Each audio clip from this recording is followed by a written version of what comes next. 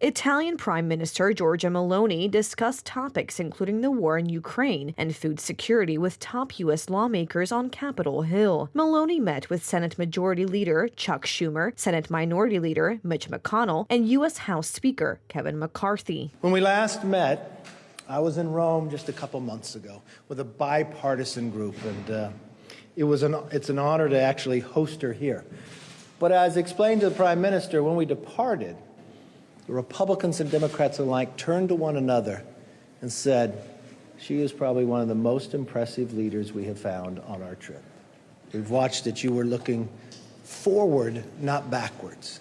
How to bring Europe together, show leadership in Ukraine, but at the same time, the strategy to build for the future. In her remarks alongside McCarthy, she said the Western world was united, and it was important that the world follow international law, or a world of chaos would occur. And I say it, for it is another sign of the incredibly strong ties between Italy and the United States.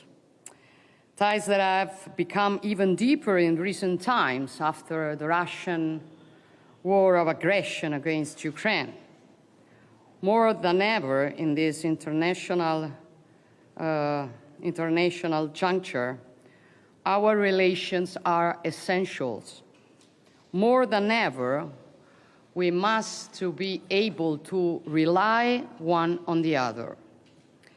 Today, we had the occasion to exchange views on many international issues, from the war in Ukraine and its effects worldwide, in particular regarding food security, to the stabilization and development in the Mediterranean area, moreover in Africa, the Indo-Pacific, and Italy's next presidency of the G7. I was glad to have this debate with representatives of Congress, because it gives me a complete picture of the foreign policy landscape from representatives elected by the American people. Giorgia Meloni also met with U.S. President Joe Biden yesterday afternoon. Biden said he saw no reason why trade couldn't increase, while Meloni said she agreed about the possibility of boosting trade with the United States. Today we're going to talk about our deepening economic connections, which fueled more than $100 billion in trade last year. In my view, there's no reason why that can't increase. And we're also expanding in partnership in new areas, including space cooperation and strengthening our support for developing countries. And then Italy and the United States have important common interests in enhancing as well a global trade that is not only free but also fair. Competition from other nations that do not meet our standards in terms of worker protection, safety, environmental protection, undermine our companies and workers.